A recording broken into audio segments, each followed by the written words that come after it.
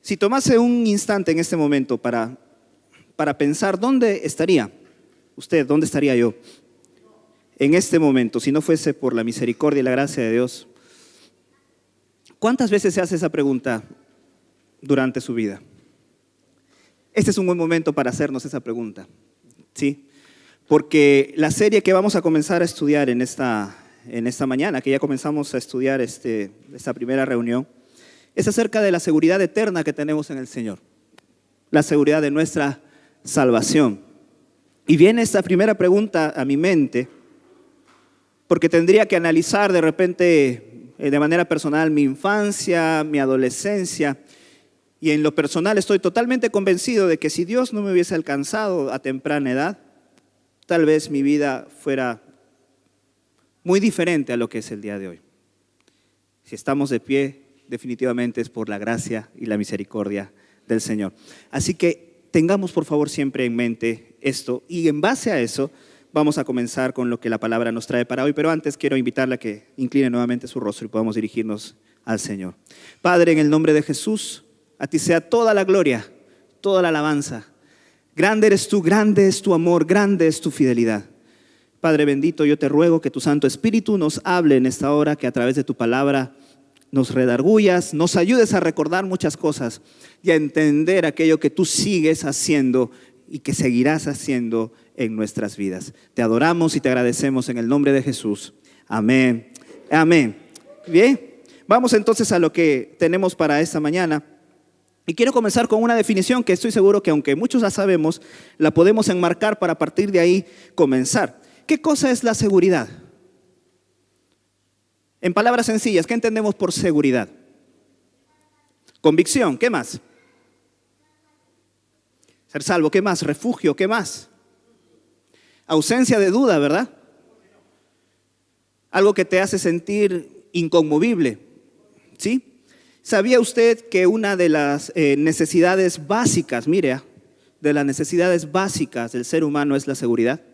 Así como lo es la alimentación, así como lo es el techo, así como lo es el vestido, la seguridad es una necesidad básica del ser humano. Es por eso que usted y yo cuando vemos en las noticias lo que pasa aquí mismo en nuestra ciudad, en nuestro distrito, en nuestro barrio, cuando nos enteramos de que asesinan a alguien, por ejemplo, ¿verdad? Cuando de repente puede usted salir a la calle y encuentra una silueta de tiza en la pista, ¿qué es lo primero que viene a su mente? Así no era el barrio hace 5 o 10 años, ¿verdad? Se ha vuelto más inseguro. Y si usted tiene hijos pequeños, adolescentes o jóvenes que están estudiando, que de repente salen hasta altas horas de la noche y tienen que regresar, ¿cuántos papás de repente van al paradero a esperarlos? O están pendientes en una llamada porque se ha sembrado en nuestros corazones la inseguridad, la ausencia de confianza, ¿verdad? Dígame usted, ¿es agradable? ¿Se puede realmente vivir, desarrollar una vida en base a la inseguridad? No.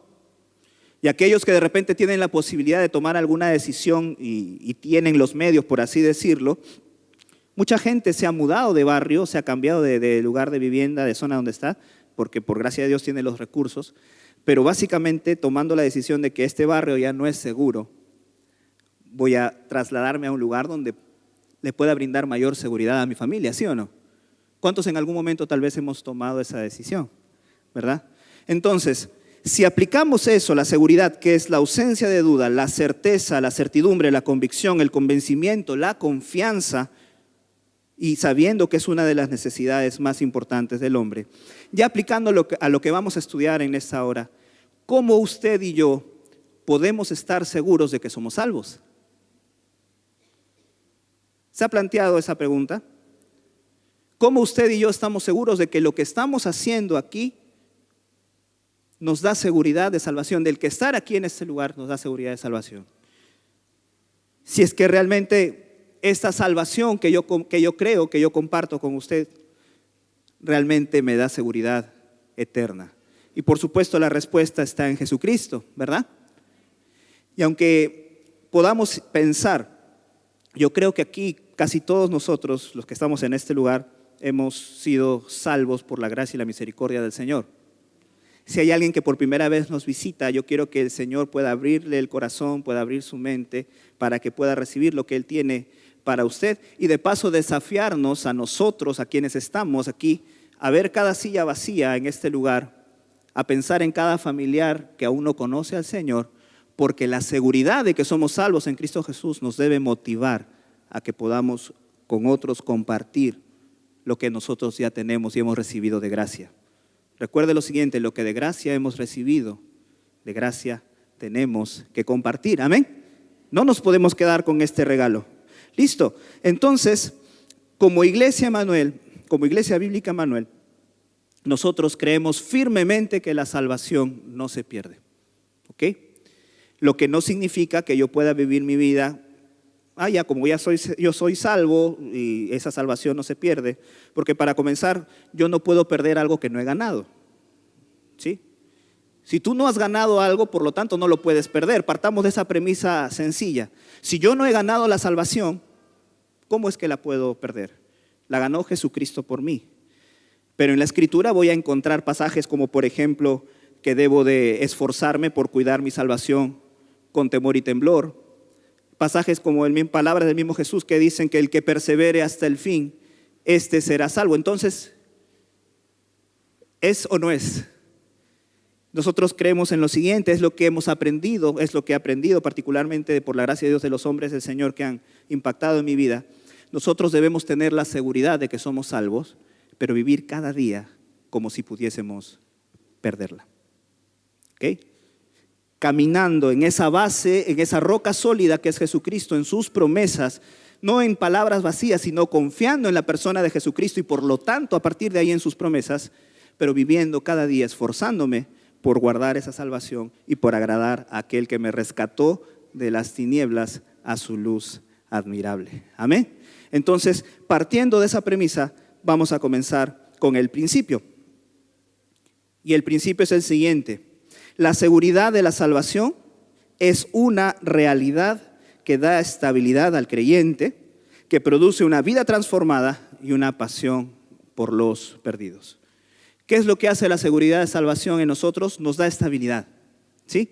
Porque no podemos andar por la vida todos los días preguntándonos, ¿seré salvo? Yo cuando estudiaba para este mensaje, me acordaba de mi niñez. Y no sé por qué, pero un episodio de mi vida era como que llegaba la noche, me acordaba de todas las cosas malas que había hecho en general, y como que nuevamente le decía, Señor, perdóname, me arrepiento de mis pecados, te pido que vengas a mi vida y que puedas hacerme nuevamente tu hijo. Y el Señor me hizo recordar a eso porque era una constante en mi vida, era que como que todos los días le estaba pidiendo al Señor, ven a mi vida todos los días, quiero ser tu hijo, como que no tenía esa seguridad de que realmente era salvo. Y aquí un paréntesis, porque independientemente de nuestras obras, de nuestra manera de vivir, aun si nuestra manera de vivir no fuese agradable al Señor, el sacrificio de Cristo Jesús pagó una vez y para siempre por todos nuestros pecados y nos da esa confianza. Por eso es que nos da estabilidad y definitivamente, mi hermano, produce una vida transformada. Las cosas que podemos ver, el deseo de poder conocer más al Señor, el deseo de venir aquí, por ejemplo, a su casa, de reunirnos con todos los santos para poder alabar y adorar al Señor, es evidencia de que hay una transformación que ha ocurrido en nuestra vida y que se sigue dando y que se seguirá dando hasta el día de Jesucristo, hasta el día final. Son evidencias de su salvación, mas no la salvación es consecuencia de lo que hacemos o lo que dejamos de hacer. Mucho cuidado con eso. Eso es lo que nos da estabilidad y por supuesto tiene que producir en nosotros pasión por los perdidos. Tiene que permitir o tiene que hacer que nuestro corazón se llene de amor, se llene de compasión por aquel que no conoce al Señor. Entonces, cada día podemos autoexaminarnos y preguntarnos si es que la situación de los perdidos, de la gente que no conoce al Señor, realmente nos mueve a misericordia, nos hace tener compasión, o como que realmente nos hemos enfriado un poco y no nos interesa mucho lo que le pueda pasar a otras personas. No sé si le pasa, pero creo que cuando vemos situaciones tristes, dolorosas, su corazón se duele.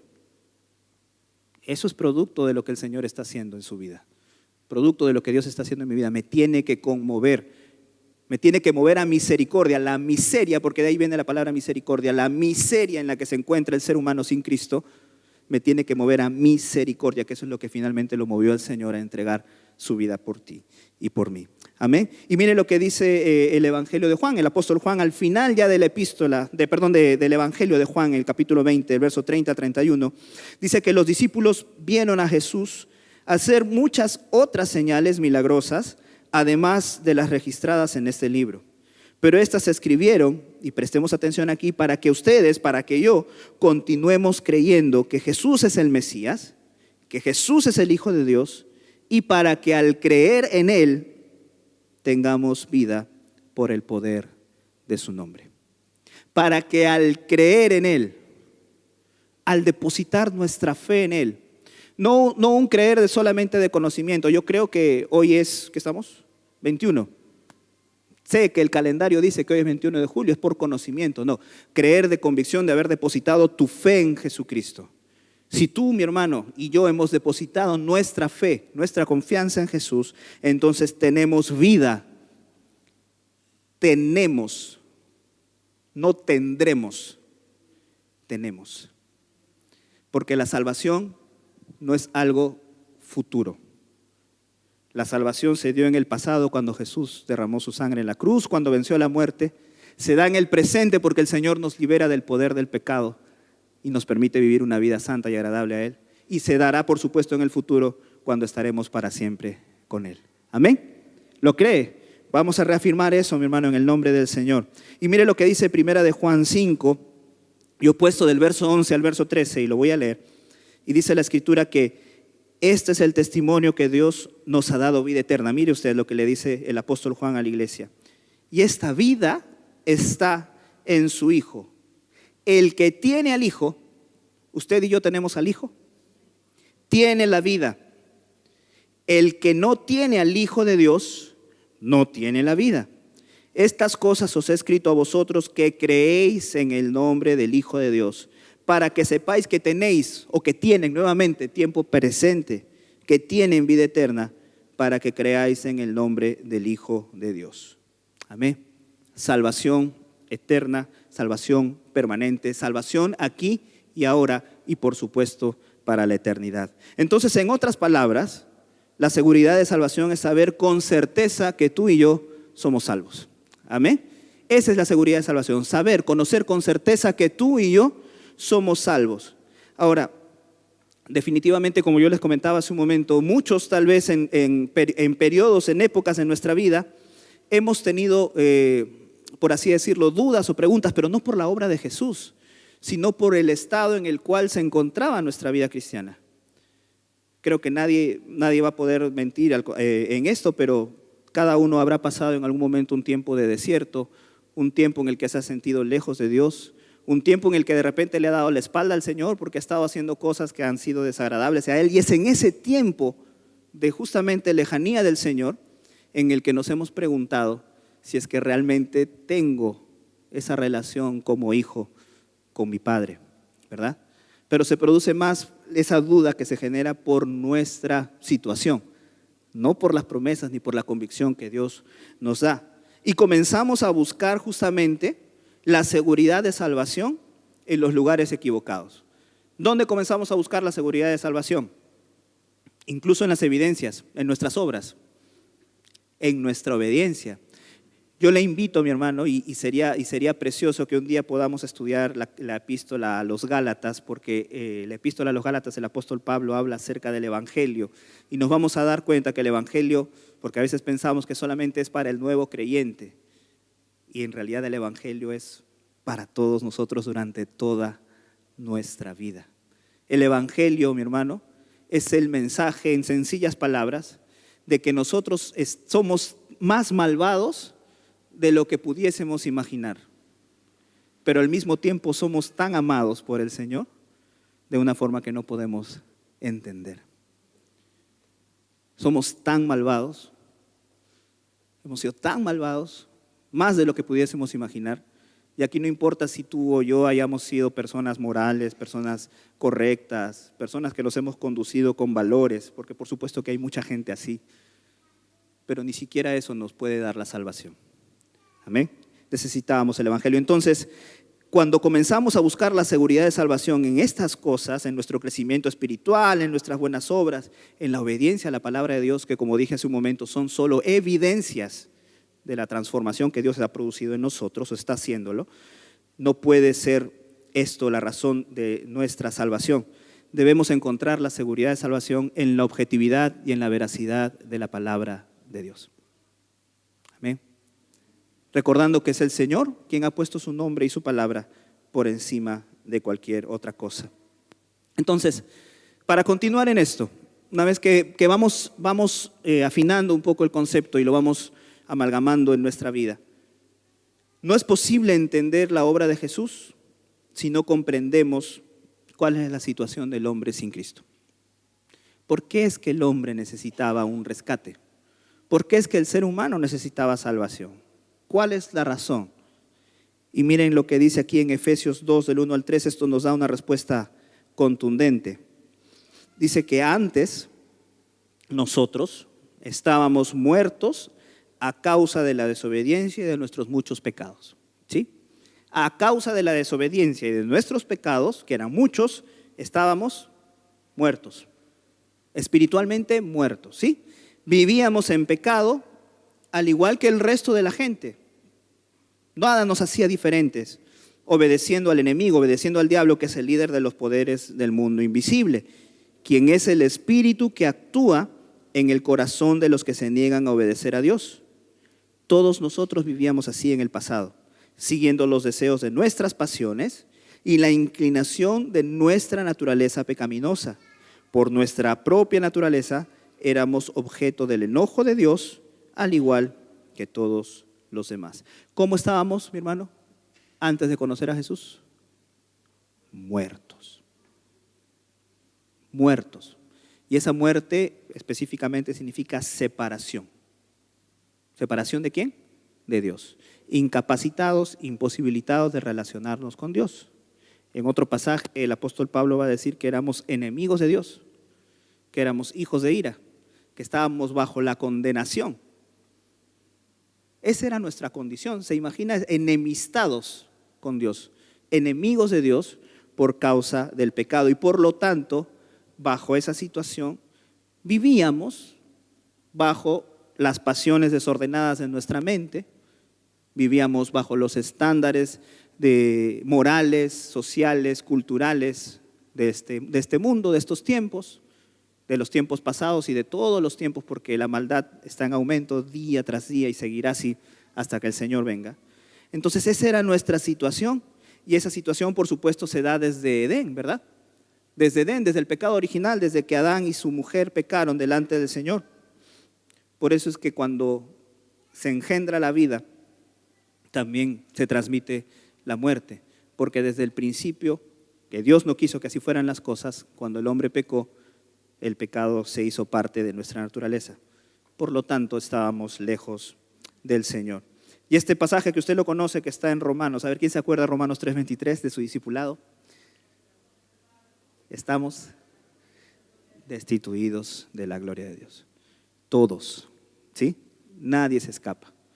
Por cuanto todos hemos pecado, estamos destituidos, separados, alejados de la gloria del Señor.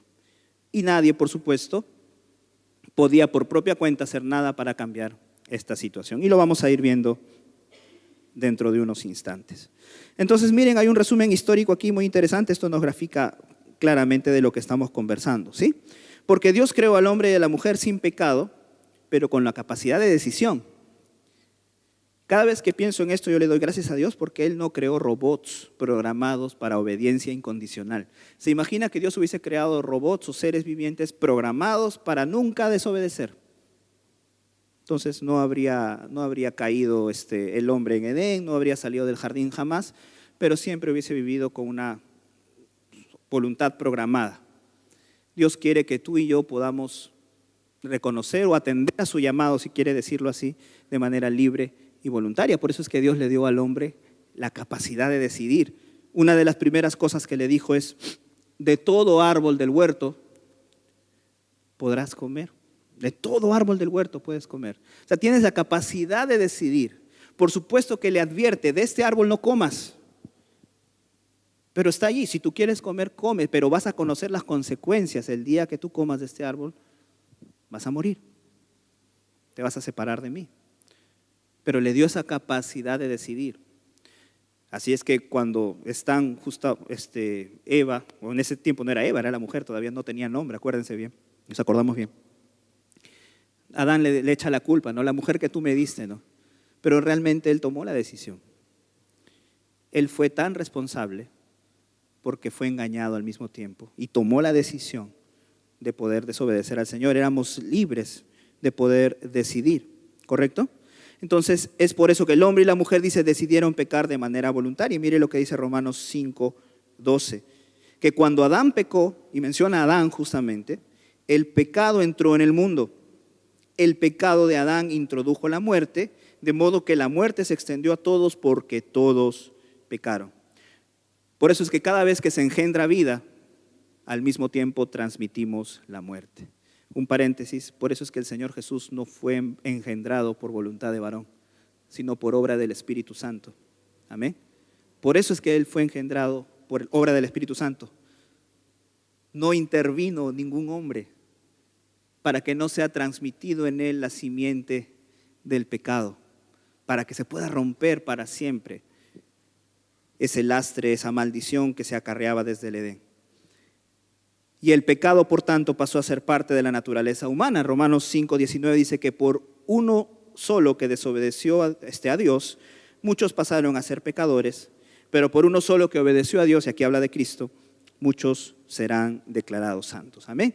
Entonces, esto es algo que conocemos simplemente como para poder esquematizarlo.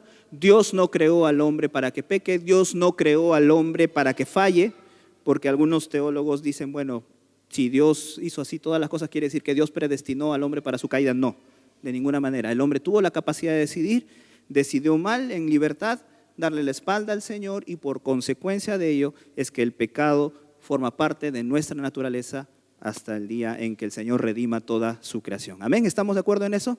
Es lo que la Escritura enseña, ¿verdad? Entonces, la condición del pecado, comenzamos de abajo hacia arriba. De pecadores por naturaleza, lo que estábamos mencionando, pasamos a ser pecadores por decisión. ¿Sí? Porque por causa del pecado el hombre se convierte en un pecador por naturaleza, lo hemos visto hace un momento. Por causa del pecado ya es parte de la naturaleza humana ser pecador. Pero de ser pecador por naturaleza, ahora el ser humano se convierte en pecador por iniciativa propia, pecador por decisión. Y el apóstol Pablo lo grafica muy bien, lo voy a leer rápidamente en Romanos del 1:28 al 32. Dice la Escritura que por pensar que era una tontería reconocer a Dios, por el ser humano, por el hombre, pensar que era una tontería obedecer a Dios, Él los abandonó a sus tontos razonamientos y dejó que hicieran cosas que jamás deberían hacerse. Se llenaron de toda clase de perversiones, pecados, avaricia, odio, envidia, homicidios, peleas, engaños, conductas maliciosas y chismes. Son traidores, insolentes, arrogantes, fanfarrones, gente que odia a Dios, que inventan, mire usted terrible, que inventan nuevas formas de pecar y desobedecen a sus padres. No quieren entrar en razón, no cumplen lo que prometen, son crueles y no tienen compasión. Saben bien que la justicia de Dios exige que los que hacen estas cosas merecen morir, pero igual ellos la hacen. Y peor aún, incitan a otros que también las hagan.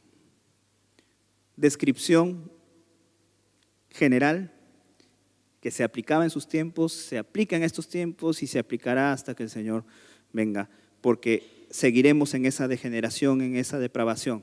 Me llama mucho la atención que dice, ¿no?, que se inventan nuevas formas de pecar. El ser humano se inventa nuevas formas de transgredir la ley del Señor. Se inventa nuevas formas de hacer la maldad. No está saciado, no es suficiente con lo que hoy hace, sino que simplemente sigue en esa situación, incitando al mundo, a otras personas a que también lo hagan. ¿Ok? Y esto lo vemos claramente, ¿no? ¿Quién le dice o quién le enseña a un niño pequeño cuando está aprendiendo a comer a que escupa la comida cuando no le gusta? ¿Cuántos le hemos dado de comer a un niño pequeño? ¿Y cuántos nos hemos ensuciado dándole de comer a un niño pequeño? ¿Quién le enseña al niño? ¿Quién le enseña? Nadie. ¿Quién nos enseña a mentir? Cuando somos pequeños aprendemos a mentir por vergüenza, en primer lugar, ¿verdad? Porque queremos cubrir muchas veces las cosas negativas que hacemos, pero después ya cuando tomamos conciencia mentimos porque se nos da la gana muchas veces de mentir. Muchas veces por vergüenza, otras veces porque queremos cubrir alguna situación. Pero ¿quién nos enseña? Es parte de nuestra naturaleza. Es parte ahora que somos creyentes, y lo vamos a ver más adelante, de una naturaleza nueva. Ya hay cosas que, por supuesto, tendríamos que ir dejando. Y luego vamos a ver que el ser humano, por efecto de este pecado, está perdido e incapacitado de salvarse a sí mismo. Por supuesto, el ser humano, nosotros somos o éramos incapaces de salvarnos a nosotros mismos. Por eso es que miren lo que dice la Escritura en Lucas 19:10. El Hijo del Hombre, Jesucristo, vino a buscar y a salvar a los que están perdidos. Mire que no dice a los pecadores. ¿Qué palabra utiliza aquí? A los que están perdidos. Perdidos, incapacitados para poder salvarnos a nosotros mismos. Y lo mismo dice en Mateo 18:11, porque el Hijo del Hombre ha venido a salvar lo que se había perdido. ¿Ok? Entonces, ¿cuál es la condición del hombre sin Cristo? Perdido. Muerto, perdido. ¿Correcto? Muerto y perdido. Entonces, alguien que necesita un rescate. Y por supuesto, y esto desde la antigüedad también, como vía de escape, el ser humano inventó la religión. ¿Correcto? A ver, ¿nos gusta la historia de repente? Sí me gusta la historia, a usted también tal vez. Pero no va a encontrar cultura en el mundo que no tenga una deidad o un sistema de adoración a una divinidad. No existe. Culturas que de repente no tienen un registro literario porque no tenían un alfabeto, no tenían una escritura, pero usted siempre va a encontrar vestigios y rastros de que esta cultura adoraba a algo o a alguien. Adoraba a la naturaleza, ¿verdad? Adoraba o a los astros, adoraba a los animales, adoraba a seres mitológicos. Y todo sistema de religión, de adoración, pues tenía una casta sacerdotal que eran aquellos que gobernaban a la gente, y por supuesto el pueblo que era sometido por sus conocimientos y las cosas que ellos manejaban.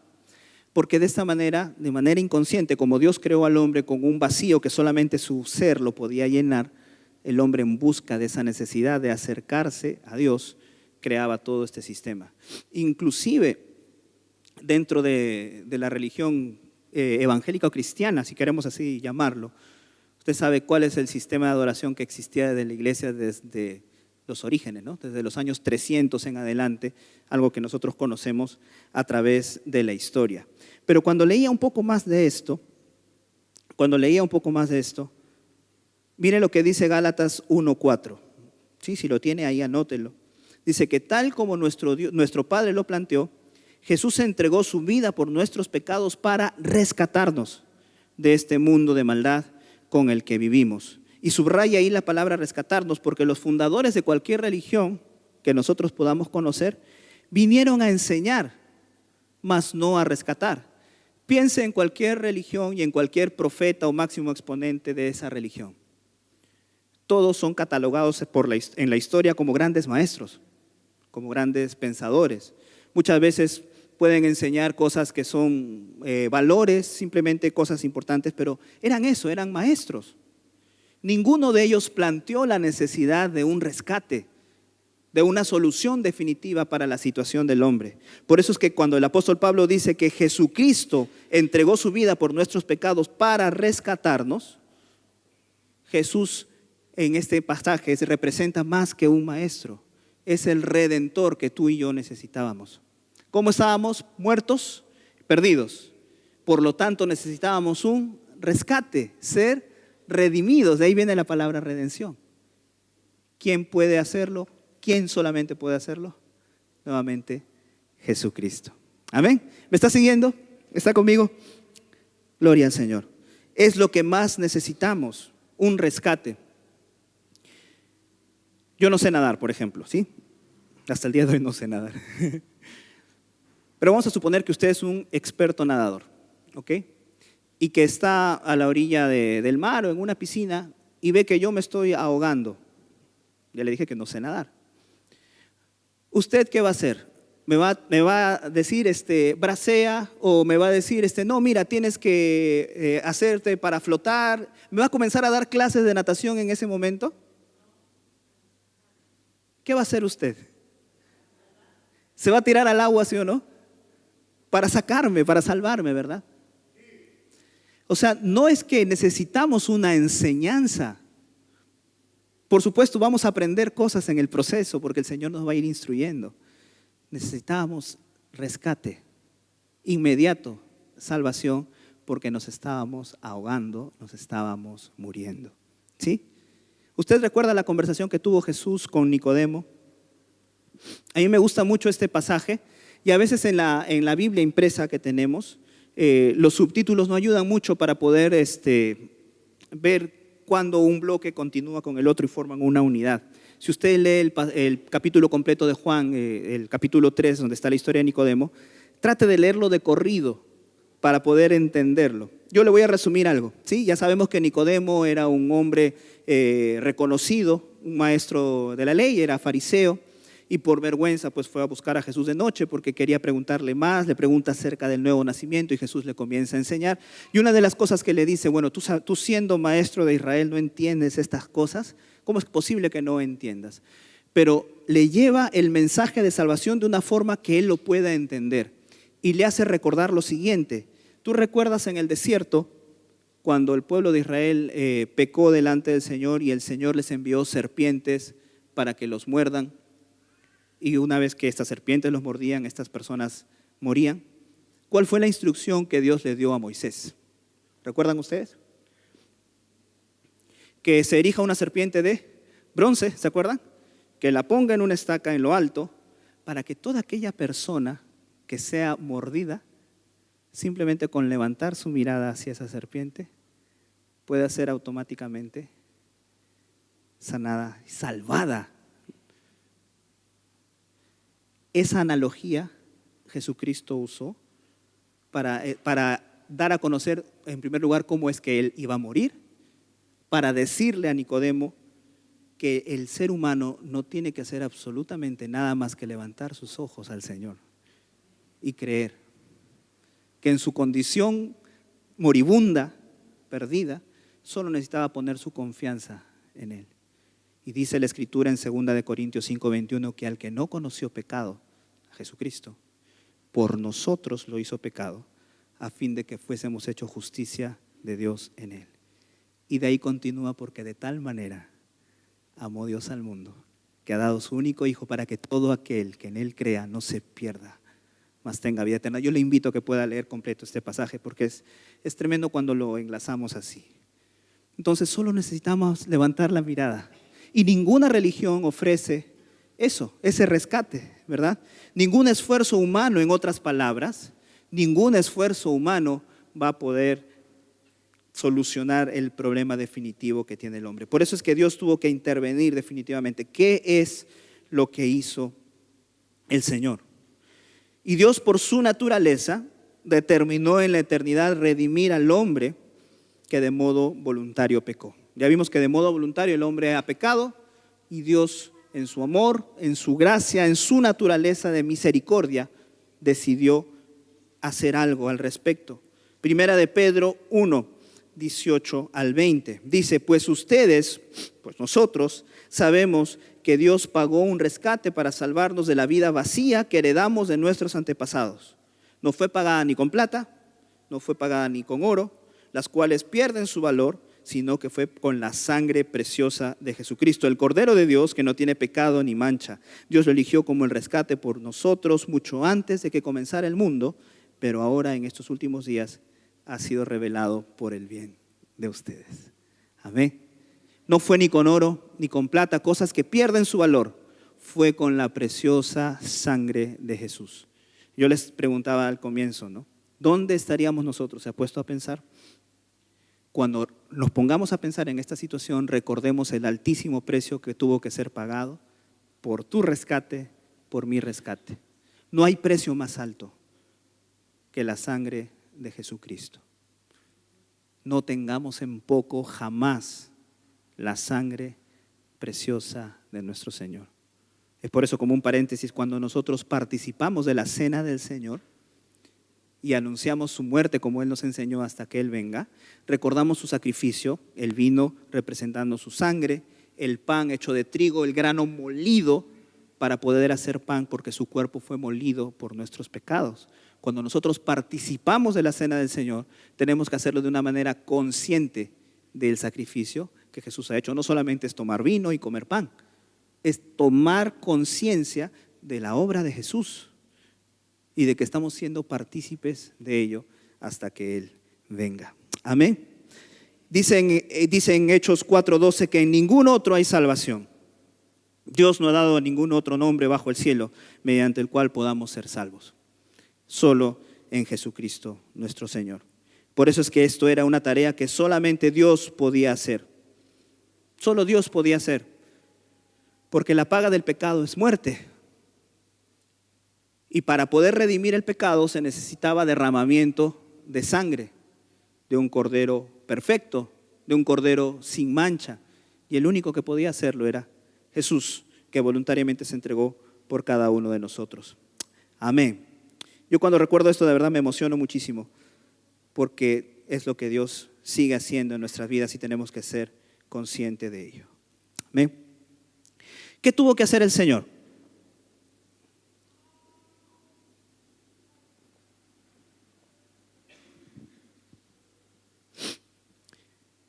Les decía hace un momento, ¿no? Recordar que el Evangelio, que no solamente es para cuando éramos nuevos creyentes, sino hoy y por siempre, en resumen es el mensaje de que somos más malvados de lo que nos atrevemos a creer, pero más amados y aceptados en Cristo de lo que nos atrevemos a esperar. Eso es tremendo. Juan 1:14 dice que aquel verbo fue hecho carne y habitó entre nosotros y vimos su gloria, gloria como el unigénito del Padre, lleno de gracia y verdad. El Señor se hizo carne. Dice en otro pasaje, creo que es en Filipenses, en el capítulo 2, hablando acerca de que Jesús, siendo en forma de Dios, no se aferró a eso, ¿verdad? Sino que se despojó a sí mismo, tomando forma de siervo, tomando forma de hombre, ¿verdad? ¿Para qué? Para que en esa obediencia pueda ir a la cruz por amor a ti y por amor a mí. Dios mismo se encarnó, se hizo hombre, padeciendo toda cosa que tú te puedas imaginar. La peor cosa que tú te puedas imaginar, la peor tentación que él pudiste haber tenido en su vida, pues el Señor la pasó.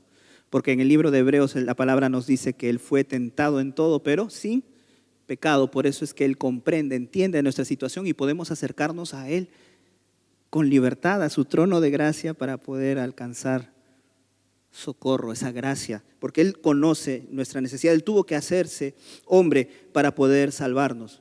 Y Jesús murió por nuestros pecados, murió por nosotros para transformar nuestra naturaleza. Y como decía el pastor, lo escuchaba también decir lo siguiente, ¿no? De hecho, hay una corriente fuerte en la iglesia como que nosotros, después de recibir a Jesús, seguimos manteniendo dos naturalezas.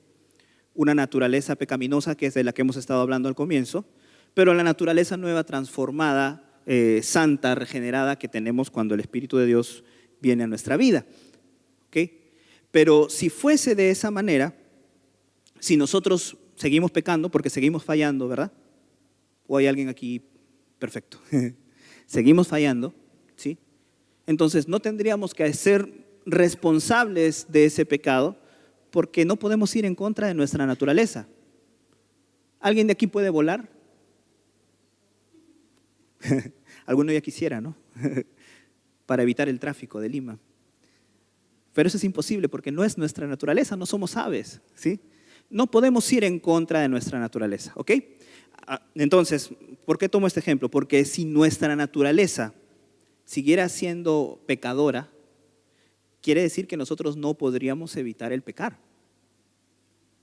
Y si no podemos evitar y no podemos ir contra nuestra naturaleza, ¿de qué podemos ser culpables? ¿De qué se nos culpa? ¿De qué se nos responsabiliza si es nuestra naturaleza? Es como, por ejemplo, ayer me enteraba que el perrito en la casa de mi mamá se orinó sobre un celular, ¿no? y tuvieron que hacer una reparación, un gasto importante de dinero. Pero a ver, ¿quién es responsable? ¿El perro por orinar o la persona que dejó en el piso el teléfono? ¿Qué culpa tiene el animal? Claro, uno podría decir, pero no le enseñaron a que tiene que salir a la calle a orinar. Por supuesto, claro que se le debió haber enseñado. Pero si alguien de manera irresponsable deja el teléfono en el piso, el perro es responsable, el animal que no razona como tú y yo razonamos.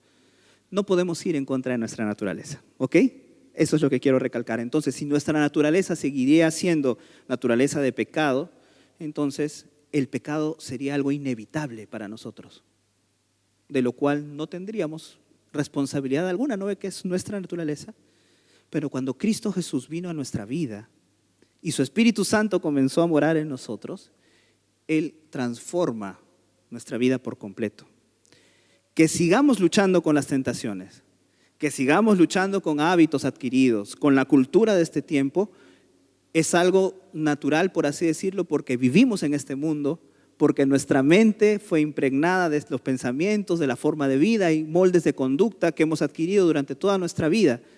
Pero yo creo en lo que la palabra dice, que su Espíritu está transformándonos, regenerando, cambiando nuestra alma, en donde residen nuestros pensamientos, nuestras emociones, nuestro intelecto, nuestra voluntad. Al final de cuentas, entonces, nosotros, tú y yo, tenemos la capacidad de decidir si hacemos o no hacemos lo que transgrede la ley de Dios. Muchas veces hemos tenido victoria, ¿sí o no?, frente a las tentaciones. Y en otras situaciones hemos cedido y hemos decidido voluntariamente hacer lo malo. Al final de cuentas, tú y yo somos responsables de lo que hacemos y, por supuesto, de las consecuencias que acarrean estas decisiones incorrectas. No es que nuestra naturaleza y no podemos ir contra ella. Claro que podemos ir contra ella, porque tenemos el poder de su Espíritu en nuestra vida. Amén. Porque ya no somos pecadores. Y el apóstol Pablo, cuando le escribe a los Corintios en su primera carta, y en general, ¿no?, siempre se refiere a la iglesia como los santos. Somos santos, somos separados para Dios, tenemos una nueva naturaleza. Que estemos en un proceso de santificación, por supuesto, eso se va a dar hasta el día del Señor. Tengámoslo presente siempre, ¿ok? Nadie aquí es perfecto, estamos en ese proceso, pero tenemos la capacidad de decidir, porque el Señor ha transformado por completo nuestra vida. Amén, amén. Y eso es algo que se va evidenciando día tras día en nosotros. Dios muestra su amor para con nosotros en que, siendo aún pecadores, Cristo murió por nosotros. Primera de Pedro 3:18, porque también Cristo padeció una sola vez por los pecados, el justo por los injustos, para llevarnos a Dios, siendo a la verdad muerto en carne, pero vivificado en el Espíritu. Tenemos una nueva naturaleza. ¿Y cómo se recibe la salvación? ¿Cómo se recibe la salvación? Antiguamente, en la Edad Media, sobre todo cuando la Iglesia Católica abusaba de su posición de dominio sobre los gobernadores, sobre la población en general, enseñaba una doctrina de que tú podías comprar la salvación.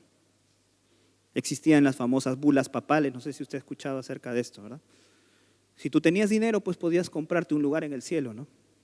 Y cuando alguien muere, pues va al purgatorio, y aparte de que tienes que hacer fuertes donaciones, tienes que estar orando ahí para que su tiempo en el purgatorio se acorte y esta persona salga. Eso no existe de ninguna manera. La salvación no se puede comprar, no hay algo que tú y yo podamos hacer para ser salvos. Y el apóstol Pablo nos lo recuerda en la carta a los Efesios, el capítulo 2, el 8 al 9, dice, porque por gracia somos salvos.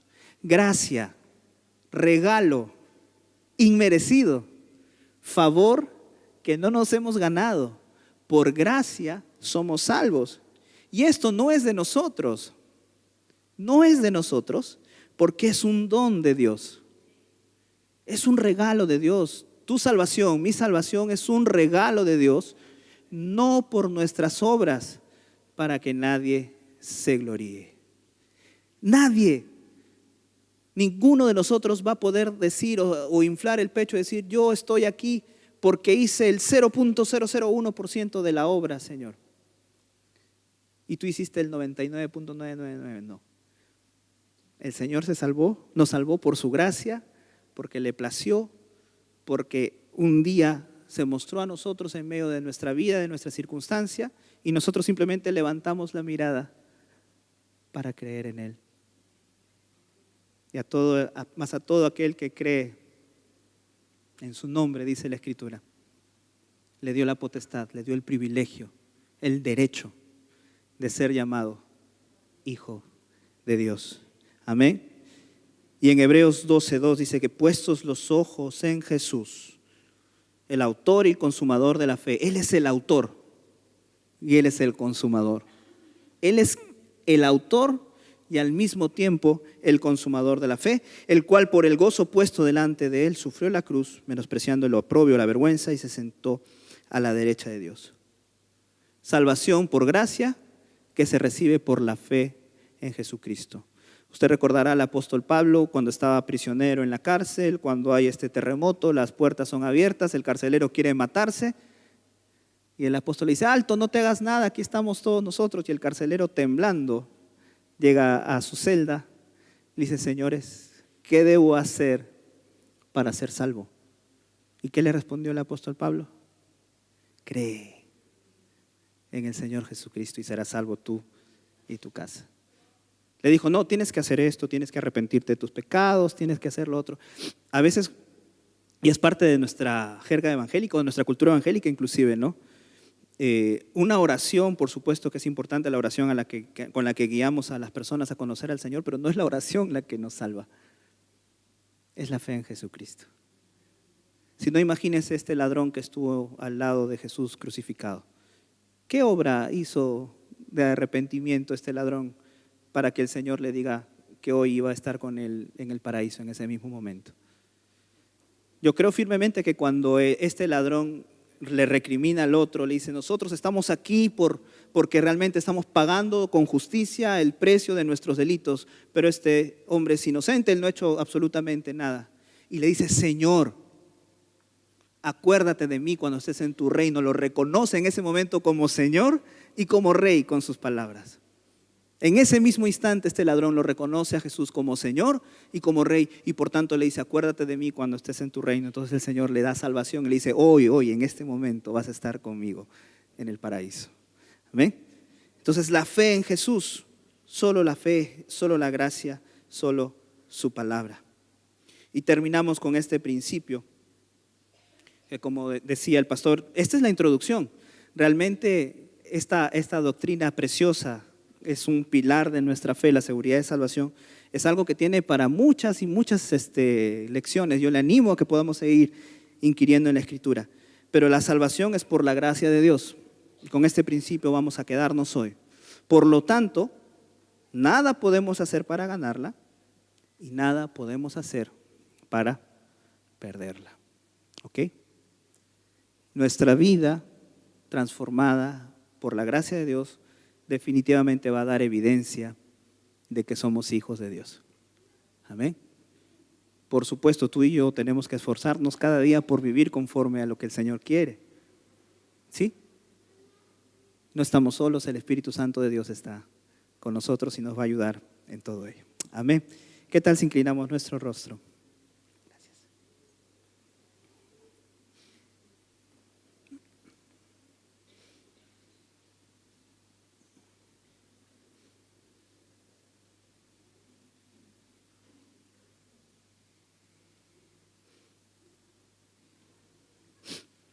Bendito seas, Señor, te adoramos.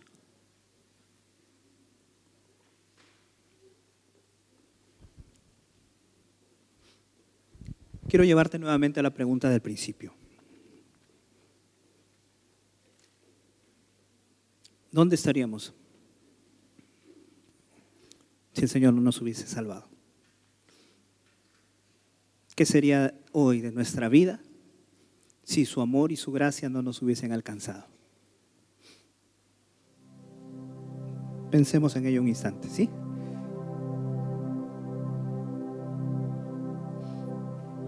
Cuando pensamos en esto,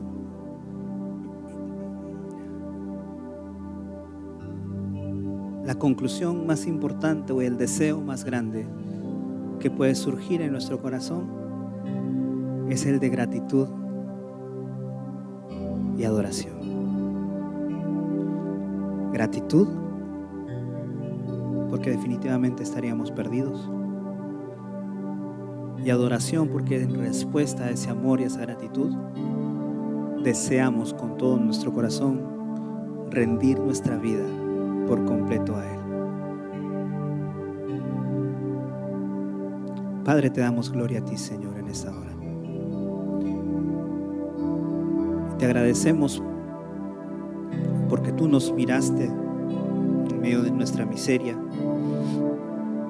porque tú nos miraste en medio de la esclavitud en la que vivíamos, esclavitud de pecado.